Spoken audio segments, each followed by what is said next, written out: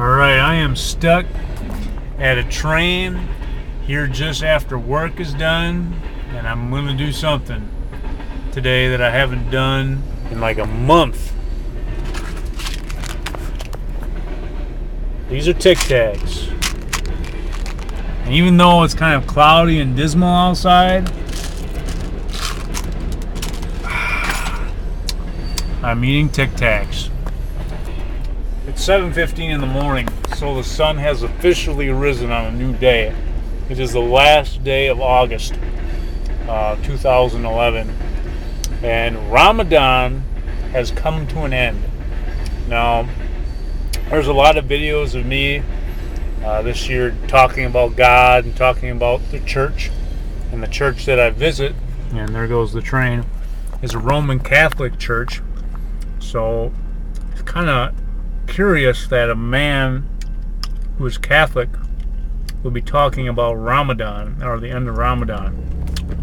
However, this past month, a friend of mine, one of my coworkers at work, who is a Muslim man, kind of encouraged me to try the spiritual journey that is Ramadan. Now, being a Roman Catholic man, I've dealt with the fasting and sacrifice of the period known as Lent all my life. And to that I say this: Ramadan is like the P90X version of Lent.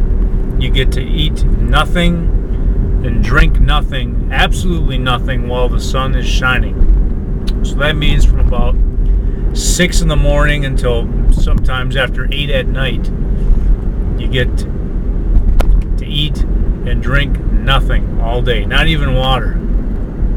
It's one of the most incredible tests of willpower that I think I've ever undergone. But I'm happy to say that, except for accidentally eating one small bite of licorice during the feast of Ramadan, or the fast of Ramadan, I should say, I kind of came through unscathed. It was kind of impressive. But the one thing that I had to give up during Ramadan that really I thought might impact my life in a negative way was giving up exercise. Not being able to drink at all during the day, during the daylight hours, with the vigorous and rigorous exercise programs that I put myself through. There was a big danger of me getting dehydrated dangerously, and so that means I had to give up exercise for pretty much for a whole month. Now there was the one clip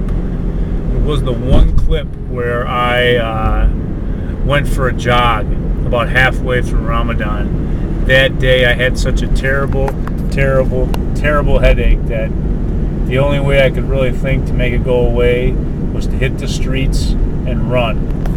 And that's what I did, and the headache went away. Now, I don't have a headache today, but I do have a little bit of a wrist ache today. I have the purple notebook beside me. This purple notebook is the notebook that had a story in it, or a story behind it, even before it had a story in it. I've been writing so much this last 8-hour shift that my brain's a little bit discombobulated. When I started the shift, that notebook was completely blank, and my first few thoughts in the notebook were, am I going to be able to get this notebook done in 4 days for my friend Miss Popsicle Paws as her birthday present?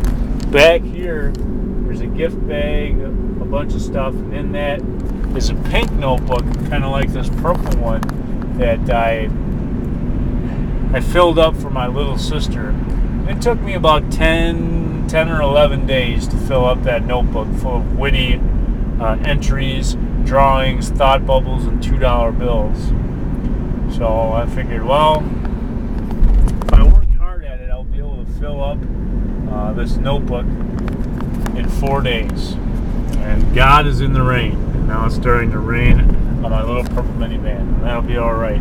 Because I plan to do a little bit of sleeping in the back of Honor 1. Catch a little nap before I have a good day off with my brother. I cannot say that I did not complete that entire notebook in one shift. I worked 8 hours, and there are 200 pages in the notebook. I believe I wrote 195 pages in my 8-hour shift. So there's about 5 pages left.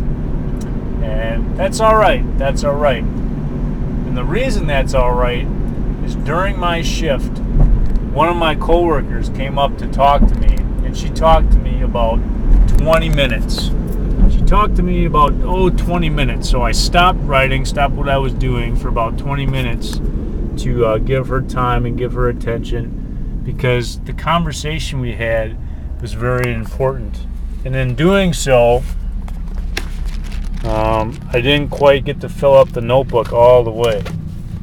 There are a few pages at the end that still are blank. And that's okay too, because the young lady that I'm giving it to, she'll have plenty of room for her to write down a thought or two, or maybe even make a thought bubble of her own. So things happen for a reason. And it would have been cool, I guess, to complete an entire notebook in an 8-hour shift. 200 pages of writing, or 198 pages of writing in 8 hours.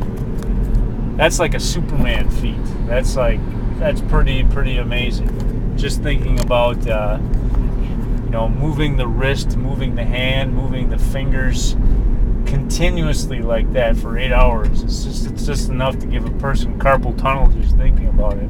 But I feel pretty good. My hand that did the writing is holding this camera right now, and it is not shaking. It is solid. It is steady.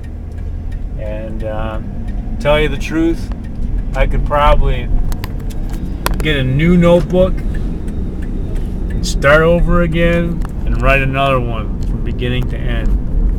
And I'd love every minute of it. When your heart is full, it's always easy to write. And I'm glad to see that the driveway is not full, so I'm going to park behind my brother's little black Saturn there, and I'm going to climb in the back of Honor 1 and take a little nap. And I'm going to smile, because it was a great day.